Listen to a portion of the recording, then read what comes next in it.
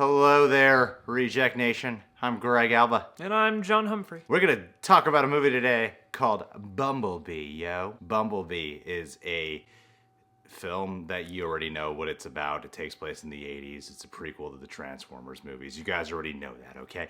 I need to give you a whole plot description here. Before we go into this, though, I wanted to give a special thank you to all you beautiful sons of Bumblebee words out there who followed us on the Stardust app. Over at the Stardust app, we do 30-second reaction reviews for any film, TV show, or trailer. It's a total blast. We even do a lot of micro sketches on there. We post daily. There's a lot of big YouTubers on there, but we're the best ones. I'm just putting that out there right now. Download the app and follow us today. Free to download, free to use. Let's get to this review. So for anyone who knows me, they know I don't like any Transformers movies. I don't even like the first one, which is the kind of one that most people say. You know, you're like, I kind of like the first one. I've just never been a fan. They're all boring as hell to me. John is a huge enthusiast of the movies. I don't know why. It's been the only film franchise we've ever disagreed on entirely. John, what did you think of Bumblebee? I think it's the worst Transformers movie. worst. It destroyed everything I love about these films. I don't get how you can be a Transformers fan and like this movie. Nope, Yeah. don't get it.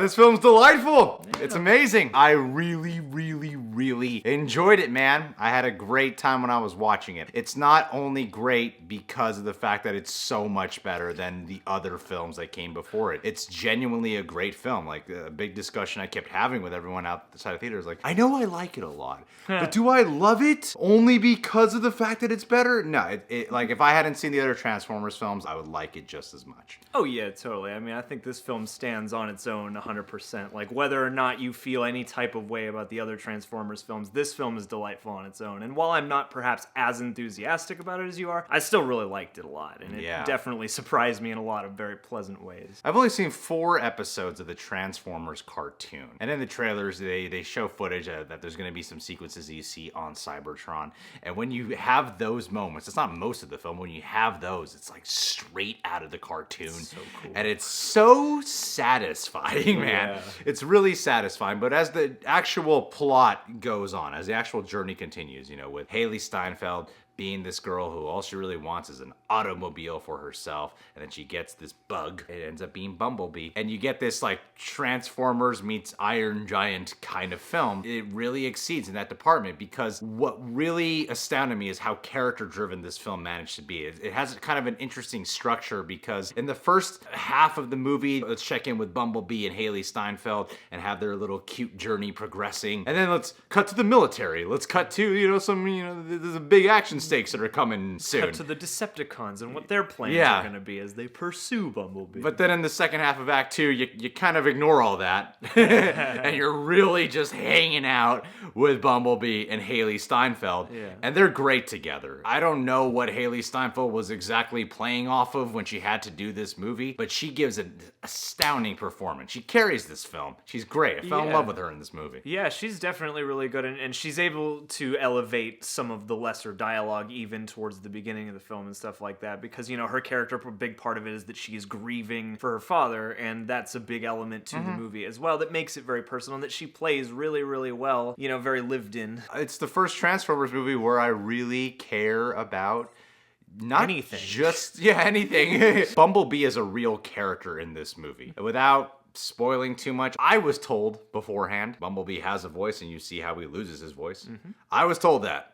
And I didn't really feel like, you just spoiled the movie for me. I don't know if you guys are feeling that way, that I related that information to you. One of the only jarring things about the movie to me when I look back on it, because the movie's so good in the moment of what's happening, is the Bumblebee prior to losing his voice is a totally different Bumblebee. The Bumblebee with voice is a badass warrior soldier. Oh, yeah.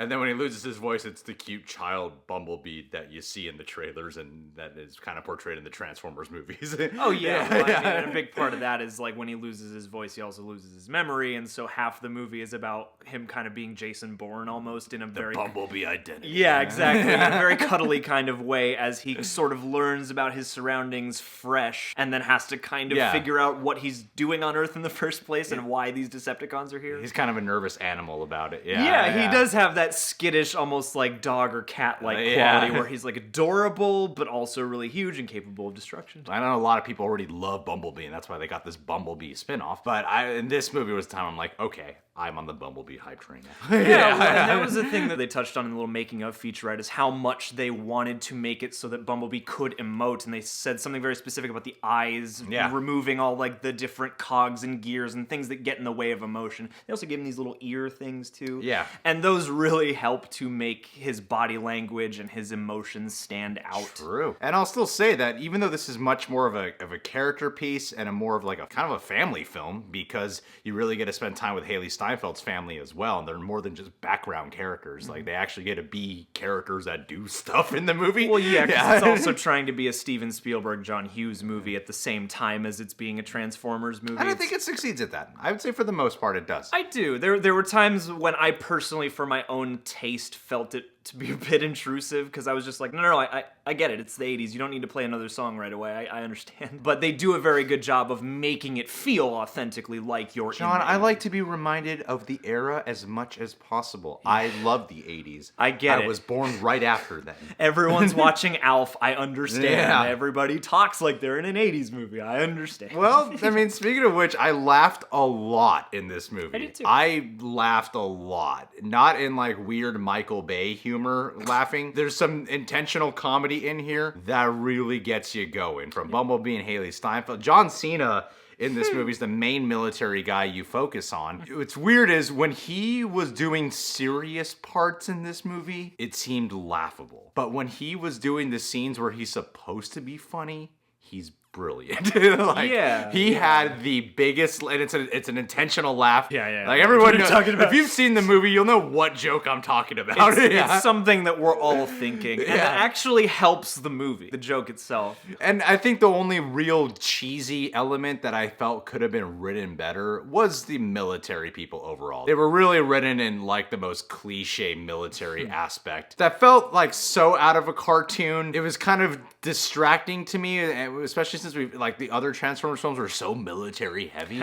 And this wasn't like serious stuff, but it was still like really cheesy to me. I think that's the biggest teetering point for me on this movie, is just the cartoonishness overall, because I think it is appropriate, but especially with the way movies like this have evolved and military sequences are so tactical and realistic now, there are times when it doesn't quite mesh and some things feel a little out of place amid the cartooniness. And then when the movie checks itself and goes, oh yeah, we're a cartoon, then everything gets back together again. Yeah. Then when Travis Knight having his whole background in animation, he has a very poetic storytelling way about it. Like, there were certain elements, especially in the finale with arcs, that kind of felt a little corny to me. But because of his poetic storytelling, I was like, screw it. I'm on board for it. You'll know what I'm talking about when you see the movie. That deal with Haley Steinfeld. And but I like all those moments. And the other cool thing too that I was more surprised by than anything else is the action is directed totally different than the Michael Bay films, but the action is still great in this movie. It's great action sequences. I felt like we were in a theater with a lot of people who were a little bit like, all right, let's see if this changes the way the Transformers movies are done. Because when the movie started, no one was like, woo, yeah, like it wasn't that kind of crowd. But by the time you get to the finale with like the big action sequences that are obviously going to happen, that are teased in the trailers and stuff, people applauded at a couple of moments. There's one very specific moment that's so cleverly done that people just had to clap. And then by the time the credits rolled, everyone applauded too, you know? And I know I saw some people crying by the end of this movie as well. I personally didn't, but I saw some people who were really touched by the arcs in this movie. If you grew up loving Transformers, and they went back to the Generation 1 designs for this too, so if you have a lot of Transformers nostalgia, I gotta imagine that you'll be moved just by the fact that they got this right and it has a heart inside of it, rather than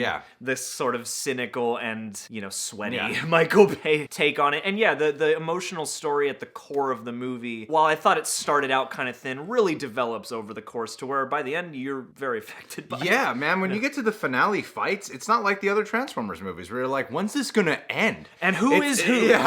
It's like there's so much emotional stakes. Even the villain Transformers, the Decepticons that are featured in here, have personalities. So the Transformers actually feel like characters this time. And then you start to think, oh, I get how this could work in the future, even just on Cybertron.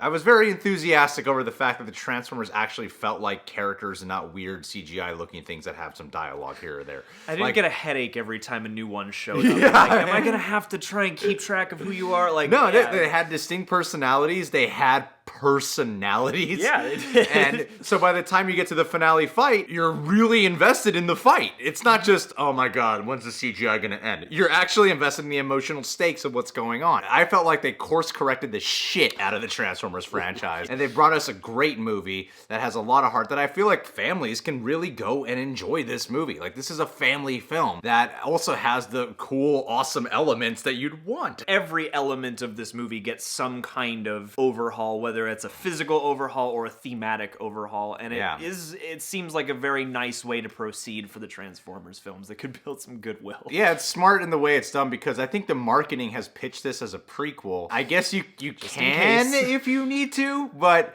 they really don't do anything to make you go, remember that thing in Transformers 1? This could be the reboot. They could just start fresh from here if they wanted. Yeah. You could do this from here. If you double featured Bumblebee and then the first Transformers, you're gonna be like, why does he all of a sudden look completely different? I highly recommend this movie, just for the fact of a course correction alone. I recommend this movie. Yeah, man. Like, old school Transformers fans will be psyched. I bet kids, I mean, it might be a little intense for little kids, but I bet young kids, kids are gonna enjoy it. Well, there's so much adorableness that I think you'll, Yeah. Patron of the day, shout out to a man named James Stagans before we wrap this video up. I saw you leave a tweet asking, like, I don't understand how a spin-off about Bumblebee could possibly be interesting. I'm telling you, buddy, it's worth it, all right? I know you got your brand new car, you're acting all cocky, Christmas is your favorite time of the year, yet you still get your cynical attitude on about the Transformers films. Cut the BS, dude, and get with the BB today, buddy. It's telling you, it's worth it. You're just jealous because your car doesn't transform.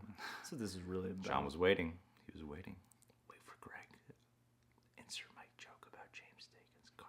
Trying to contribute. All right, guys. Well, did you see Bumblebee? Are you excited for the future of the Transformers franchise? Have you given up on this franchise entirely?